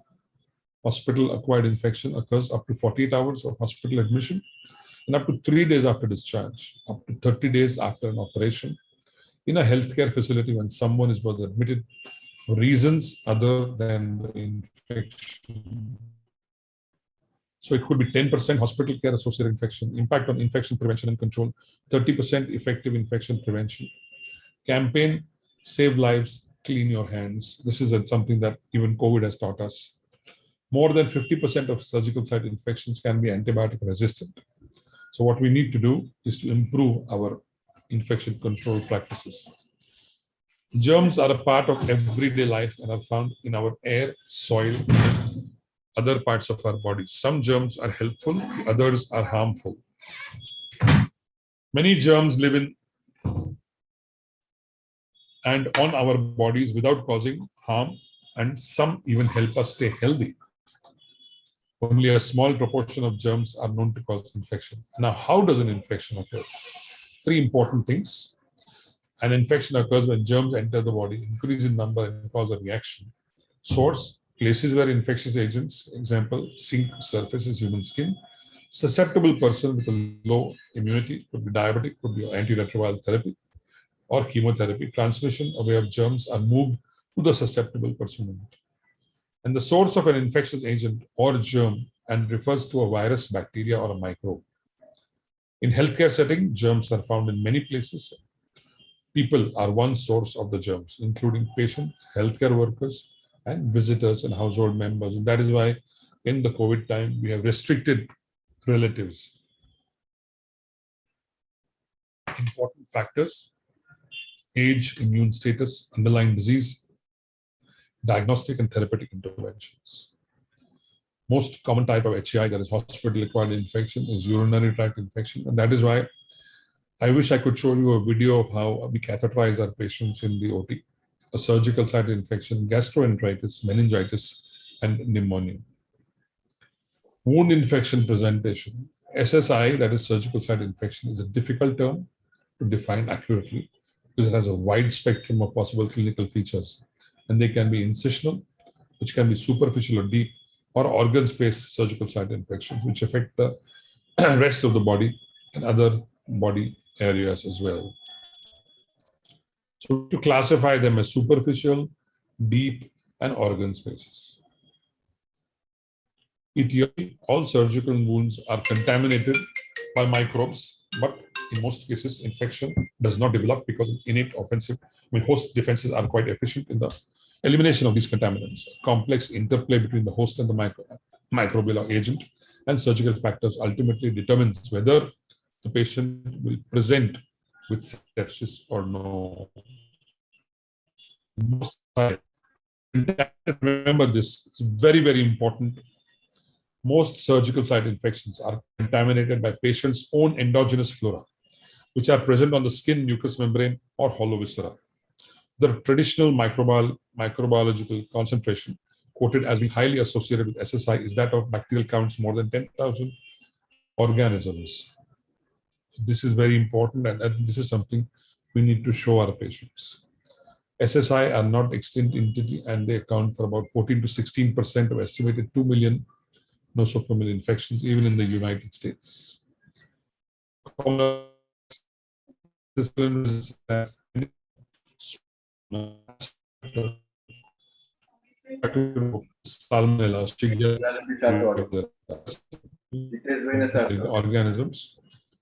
And if you look at the percentages, staph, coagulus negative staph, enterococcus, E. coli, and many, many other organisms we've already mentioned. In the ICU, fungal infection is extremely common. That's why we need to take extreme caution while prescribing an antibiotic. 33 to 67% of infected wounds are cultured. 15 to 20% of SSI caused by Staphylococcus and amikacin shows resistance to about 50% of this. It's very, very commonly used antibiotic in gynec practice. Amikacin, it is resistant in about 50% of cases, particularly in urinary tract infection. Cefoperazone and sulbactam combination is resistant in 30%. And imipenem, the very, very common meropenem, resistance is seen in about 10% of patients. Sources of surgical site infections could be endogenous, air current deposit of contaminated particles, direct contact of microorganisms from contaminated hands, instruments, or implants. So please see that when you're taking rounds, you use a sanitizer. Of course, now it's very, very popular between each patient. So while you touch the first patient, in between each patient, and if you've obviously touched a patient with infection, you obviously hopefully have worn a glove, but even then, use a sanitizer. Hematogenous seeding from a pre-existing infection to a remote site. Bacteria released into the wound when non-sterile body sites are entered. Patient's own skin flora. This is extremely common as well. Pathogenesis, inoculum of the bacteria, determinants of infection, host defenses, and wound microenvironment and virulence of the and the virulence of the bacteria as well. Diagnostic workup, the first and the foremost thing that we need to do is to clean that area properly, use an alcohol rub, take cultures. Clinical presentation, biological studies, imaging studies, histopathological studies come a lot later. The first thing that we need to do is the blood culture or site culture or a pus culture if you have a patient. Risk factors would be age, diabetes, hyperglycemia, obesity, tobacco, malnutrition, nasal colonization, pre-existing remote infection, compromised immune status, perioperative transfusions, prolonged preoperative hospital stay. So if you have a patient of low hemoglobin, I think you may do a successful surgery with very little blood clot, blood loss in a laparoscopy, for example. But what about her body resistance to catch these infections? The most common being as urinary tract infections. Like even a vault bleeding post-PLH is common in these patients sometimes. Operative wound, procedure-related, operative wound class, patient skin preparation, preoperative shaving. One does not need to do any shaving. We should just clip the hair. Perioperative hypoxia, that is very important. So the saturation of the patient is extremely important. And that is why the hypoxia of COVID is something that has to bother us. The duration of surgery, surgical technique, postoperative hematoma. So drain is to be placed or should be placed in any surgery where you feel that there can be a collection. Lap myomectomy, we need to be very cautious. I think the barbed suture has done a wonderful job. I see very, very few postoperative hematomas when we use barbed sutures. Keep surgical drains whenever there is a risk of oozing. Suboptimal timing of antibiotic prophylaxis and traffic in the operating room. Very, very important that the door of the operating room does not open again and again and expose the air, and the air should be going out of the OT, not entering the OT. I think a negative pressure OT is what we call it. Surgical site infection, appropriate use and timing of the antibiotic is very common. Prophylaxis is the single most important intervention. If the perioperative antibiotic is administered after the incision, the risk of surgical site infection is sixfold when it is administered 2 hours or less before the incision. So ideal is to be giving the antibiotic at the time of induction of anesthesia, not more than 30 minutes prior to surgery. Reporting surgeon-specific SSI is also an important point in reducing nosocomial infections. How do we prevent? I mean, Fortis, we have this infection control book. And every faculty, for example, in gynecology, there are some fixed antibiotics which we are allowed to give by the infection control department. If I happen to use any other antibiotic, I have to report it to them prior to the surgical procedure. Implement comprehensive policies and procedures, minimize perioperative hospital stay. If necessary, shave the planned operative site, use clippers, not razors, and shave immediately before the procedure. Use antibiotic prophylaxis only when indicated. Provide sterile instruments which are individually wrapped in sterile packages. Use an effective antiseptic such as iodine. Now they say that the alcohol, chlorhexidine is the best to prepare the surgical site. Include perioperative scrub with an antiseptic scrub for hand and forearm antisepsis for surgical teams. So once we wash our hands, once we scrub, we have this tendency to pick up the gown and wipe that area with our gown. That is a tap water coming from a BMC tap. We do not know when it was sterilized, the overhead tank. And we are using our gown to wipe that area. That's just not acceptable. We have to use a napkin to dry that area, use a hand sanitizer, use an alcohol rub, and then pick up that gown. We cannot pick up the gown directly. I think these are some important things that we need to remember. So clean hands and arms up to their elbows with an antiseptic agent. Clean hands with soap and water or an alcohol-based rub. If indicated, remove some of your hair immediately before surgery using clippers. Wear special hair covers, masks, gowns, gloves during surgery. When indicated, give antibiotic before the surgery starts. In most cases, within 60 minutes, surgery starts and the antibiotic should be stopped within 24 hours of surgery. And we have this tendency of giving monoseph, amikacin, metrogyl for 5 days. And then we start an oral antibiotic, just not necessary. We give the last antibiotic to the patient, antibiotic after that. Clean the skin and site of your surgery.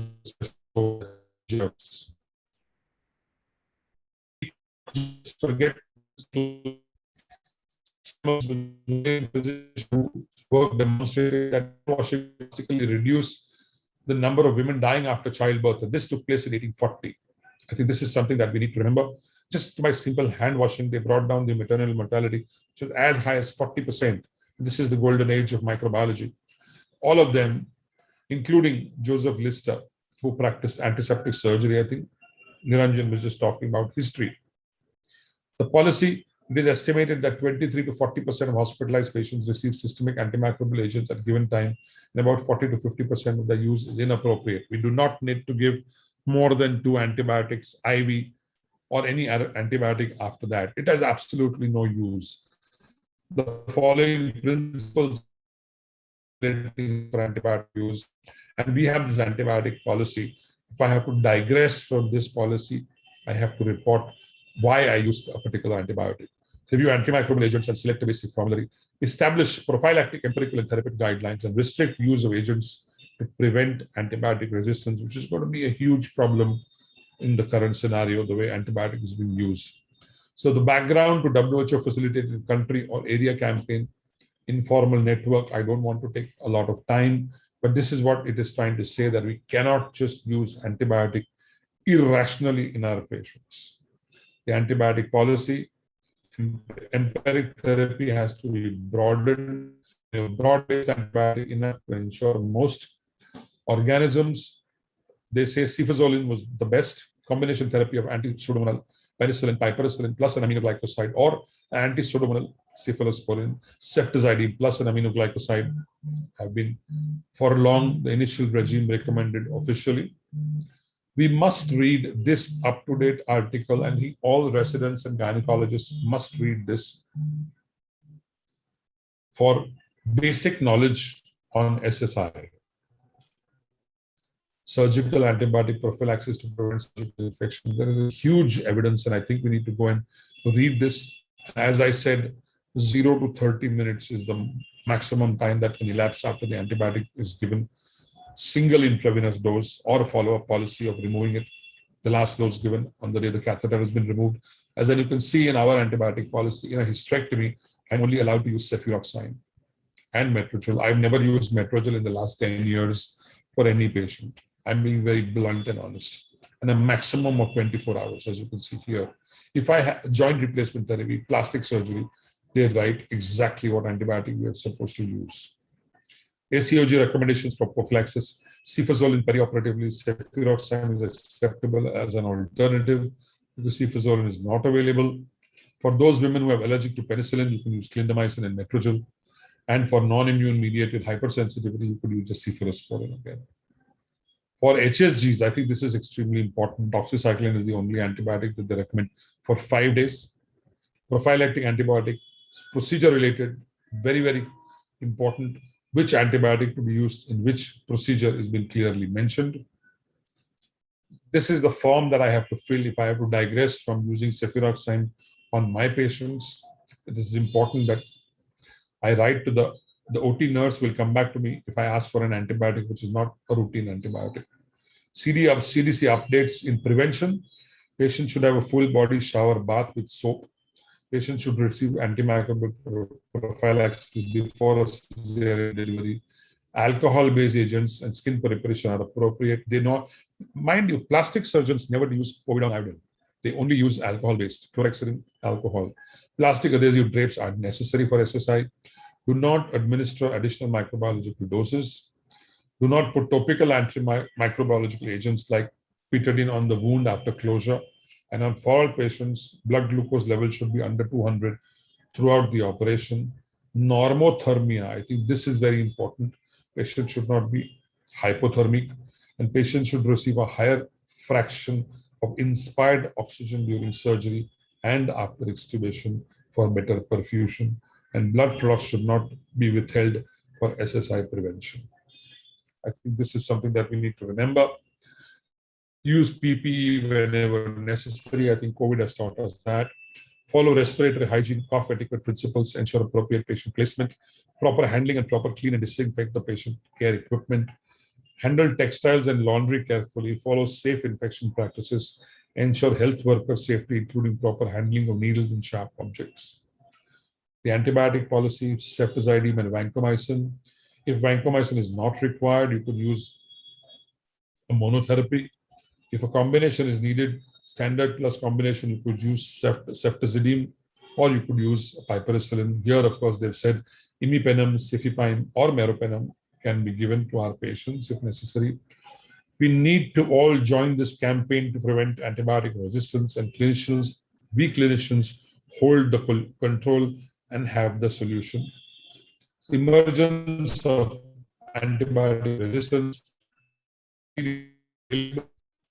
Most of them are susceptible bacteria, but if we use inappropriate antibiotics, we will have more resistant bacteria. Look at this picture that shows antimicrobial exposure. One of them, diagrammatic representation, is a resistant strain, but if we use inappropriate antibiotics, all of them will become resistant. So key prevention strategies: pathogen, infection, antimicrobial use, resistance, antimicrobial resistant pathogen. So that is why we need to prevent infection by taking appropriate measures. Effective diagnosis and treatment. Do not give antibiotics without culture. At the minute the culture reports come, step down your antibiotic if necessary, if the microbial agent has been identified. Optimize use only when necessary. Prevent transmission of antibiotics, of infection with proper care. Even the surgeon has a responsibility, and see that the susceptible pathogen does not become resistant. Prevent infection, diagnose it early, treat it effectively, adequately, use antimicrobials wisely, prevent transmission. 12 steps to prevent antimicrobial resistance. Vaccinate, and this is what COVID has taught us. Get your catheters out as soon as possible. Target the pathogen, assess the experts, practice a systematic antibiotic control policy, use local data for antibiotic sensitivity, treat infection, and not contamination. So often we see our urinary UTI, urine culture reports are contaminated with bacteria. I think we need to take a midstream sample, and the sample of a urine culture has to be checked within 30 minutes. If you give it to a collection center, it reaches the main lab in the evening. Know when to say no to vancomycin, stop treatment when cured, contain your contagion, isolate the pathogen. I think this is very, very important. If we don't treat antibiotics, respect the mortality rate from SSI is going to be 42%. And with appropriate therapy, it is going to come down to 17%. That's very, very important for us. Prevention is primary. Finally, friends, the aim of medicine is to prevent disease and prolong life. The ideal for medicine is to eliminate the need of a physician. Thank you very much for the patient hearing. Thank you, Atul. It was a wonderful presentation you have done. Really, I went through all the cases which you have gone through, and once you stop learning, you start dying. That was a wonderful quote by Albert Einstein. And the grand finale was the last 12 steps, and these are very important. You have gone very nicely through all the aspects of different type of infections. I request Harish Doshi sir to please give his expert comments. Oh, thank you, Dr. Niranjan. Yes, Atul has nicely covered the all world statistics, guidelines, and points. And last 10 years, last decade, the whole world is speaking about appropriate and judicial use of antibiotic. And if you have to get your hospital accredited by NABH, they also, we had a visit last week in our hospital, and they're very strict about this, what policy you are you have implemented in your hospital regarding this antibiotic stewardship. I would say only two things, that two statements. Bugs are smarter than human beings. Always remember, bugs are smarter than human beings, and resistance runs faster than the research.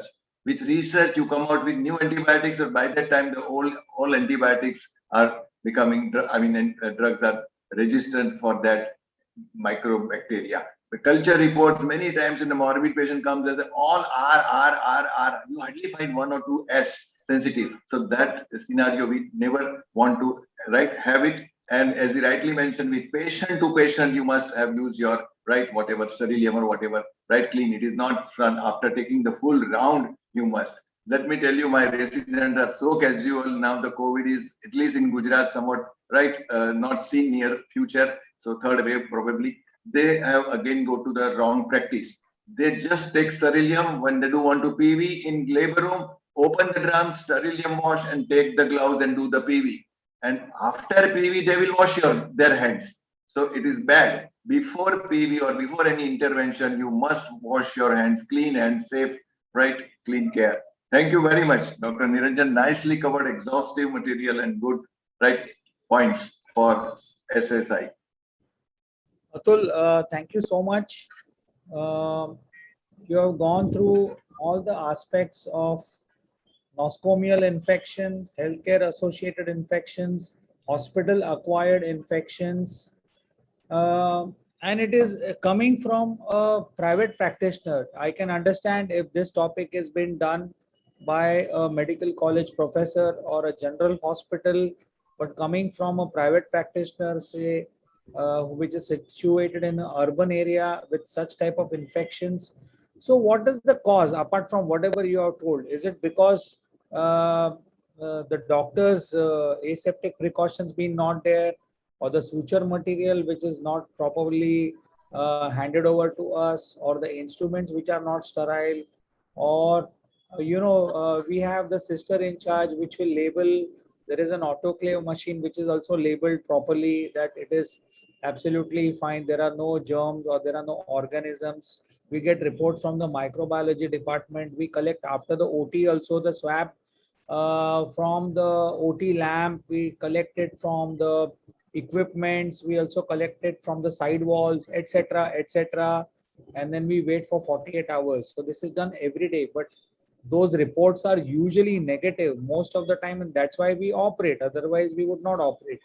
But how much ever care we take, Atul, I absolutely, astonished that in spite of the best hands, or is it because of the wrong suturing technique, or the gaps which are there, or it is too tight suturing? I mean, can you just throw some light on that also, please?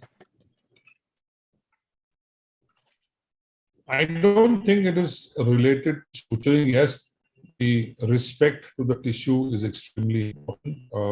The way we suture, like I mentioned, that part at least 50% of times the patient's own body carries these organisms. So I think a perioperative bath is extremely important. Our personal hygiene, patient's immunity, body resistance, and of course, the kind of environment that you're dealing with. And I completely agree that there has to be a proper antiseptic cleaning of the OT, whether it's surface cleaning or deep cleaning, depending upon the surgery that has happened, no matter whether it is a private hospital or a government hospital or a corporate hospital. Because you may say that my incidence of infection is 5%, but for that particular patient, it is 100%. So I think care needs to be taken. You need to be periodically checking your side X-rays with side X strips. You need to be doing your routine swabs in the suction bottle, which is usually damp and moist if it is not kept open after surgery or while you are autoclaving. When the OT is being fumigated, if the suction bottle is shut, no amount of fumigation is going to reach the inside of the suction bottle. So I make it a point that the suction bottle is open when fumigation is going on. Routine swabs from the anesthesia trolley, from the OT lamp, from the surgical OT table. Periodic swabs from our own resident doctors. Periodic CBCs from our own staff members, our nurses. In fact, at Fortis, we even do nasal swabs of our consultants on a routine basis to see if this is carrying an infection. So I think these are some routine steps that we need to follow on a routine basis. If you do not find an infection, and if there is an infection which is a patient with an infection, I think protocols are followed at all places. These are very important. Your nail beds, the way you scrub, the amount of time that you spend scrubbing. I think these are some important things. Are the most common thing I said. After we wash our hands, we directly take the gown and we wipe our gown and dry our hands. I think these are some important, simple principles that we need to follow. After catheterization, we have been taught that we do not touch the Foley's catheter with our hands. We use an artery forceps to introduce the Foley's catheter. I have a video which I wish I could show. No part of the Foley's catheter is touched by my resident. I'm right there standing in front of them when a new resident joins, and I put the first catheter and I show it to her how the catheter has to be introduced. So yes, sir. You have nicely covered all the topics, but can I speak? Yes, Sure, sir. sir. Yes, sir. In your lecture only, you mentioned that the prophylactic drug which you want to give should be in proper dosage and at proper time and proper selection. So that is very important. Otherwise, as you mentioned, patient factors, surgical factors, equipment related, suturement related, have a proportional. Some institute, something will be more, but all are responsible for SSI. All are responsible. So you cannot use 1.5 grams of cephaloxime for 50 kg patient and 1.5 gram for a 100 kg patient also. Yes. It has to be a dose appropriate antibiotic. Correct. Per kg body weight. For example, paracetamol is to be used in a dose of 10 to 15 milligrams per kg body weight. So if you give crocin to a 100 kg patient, 500 milligrams of crocin, that fever is never going to come down. You have to use 1 gram paracetamol for that patient. I think even our basic OP guide teaches us that. Yeah. You have to give 10 to 15 milligrams of paracetamol to a patient. Correct. Every antibiotic that is used is dose specific. And we have to use the appropriate dose at the appropriate time. Very often it is seen that the antibiotic has been given at 6 a.m. in the morning in the ward and the patient comes to the OT at 8 o'clock. No point. My resident gets fired if antibiotic has been given in the ward. I would repeat a dose. There is no sense in giving the antibiotic either after the surgical incision or more than 30 minutes prior to the surgical incision. Correct. Absolutely. Now, Atul, you have showed a picture which is very, a big defect is there. It's Correct. red looking, and with all the technique which you have done. I mean, I'm not saying you. It is us, because as an obstetrician, we are accountable and we want to be very sure medico-legally. I tell my resident, it's not only you are taking a consent for all the surgeries which are taking, but pre-operatively how you will be doing, the patient will come to the OT, there are certain procedures, intraoperatively what you will be doing, and post-operatively what can occur. So when you have explained all these things, but then when you see a patient who comes back to you in an OPD back with such a wound which has opened now actually it is a very difficult situation for a senior consultant. I'm sure a dressing will be done by a junior most person or probably a registrar or a houseman or at your level a clinical assistant. But such a situation is there. So I would request you, just lastly, how would you tackle this situation and to explain the relatives, and so that because they are really anxious, the whole tumor, say example you have done a wonderful robotic surgery, or say there is a port site some infection, or you have done an open ovarian tumor removal, and at the end of the day everything is fine, she goes home, but now that one pus infection which is there, it still affects her a lot. So how would you go about it so that our younger members and the consultants can really make get some cues from you? The most important thing is when there is a problem or a complication, do not push your residents ahead. You have to have the guts and the gall to go and face that situation yourself. And at least the first couple of dressings and counseling is done by you in person. If you see a normal patient once a day, this patient should be seen 2 or 3 times a day if she's indoor. Except that there has been and tell them that we will try to the problem. It is not that it is the surgicalness. Infection does occur sometimes. We will send the swabs and the swabs will tell us why the infection has taken place. And you must tell them that we follow proper infection control measures. But international evidence says that infection happens. And that's when you need to face that situation, hear all the grievances from them, and do their periodic dressings and do an appropriate treatment. And of course, if it's a corporate hospital, you can downgrade the surgical charges. Be nice to them. Do not be rude. Do not tell them that it happened because your immunity is not good. I think you need to enumerate these. And this is a lecture I had made for my residents when I was talking to them when we have our residents. And that's why I said that I will speak about this, because sepsis is too large a topic. And maybe if Niranjan likes my lecture, sometimes will give me another opportunity to speak about septic shock and other ICU sepsis. So I think face the situation, accept, give clinical incidences and evidence to them that this can happen. Yes, I think statistics. Treat them empathically. Do not be rude with them, and manage that complication effectively, and do not push your residents to do the dressings and face the music. I think face that situation. The senior most person in the department should face that situation. Very right. Harish sir, you would like to add? I mean, he has explained very nicely. No, he has explained, and I follow this, sir. Being head of the department, 63 years old, I still do dressing once there is a wound gap or infection myself of the medical college hospital patients. That is a very important point he has stressed. Otherwise, right, don't push the residents and be emphatic with the patient. That always we have to practice. But do dressing yourself, so you can have the right, whatever is happening, it is healing or not healing, worsening. So that is very important. Amazing. I think that's what we have learned today. Dr. J.B. Sharma, who was there with us, a wonderful preview and a lecture by sir on SUI. A lot of points been discussed, and of course Atul sir has given a wonderful insight on surgical side with his experience and clinical scenarios, cases, and how to tackle with latest guidelines and statistics and the 12 steps. So I think it was wonderful. We have spent in the evening 2 hours leaving our consulting and our time with family members, and I value your important time to be given, Atul, in spite of your busy schedule, and of course Harish Doshi sir, madam who was there, and thank you so much on trending task. Now I request Dr. Prachi from Shield Connect to give vote of thanks. Thank you, sir. Yes, I'm there. Thank you very much. Thank you, Dr. Doshi, sir, for being with us. Thank you very much for your support.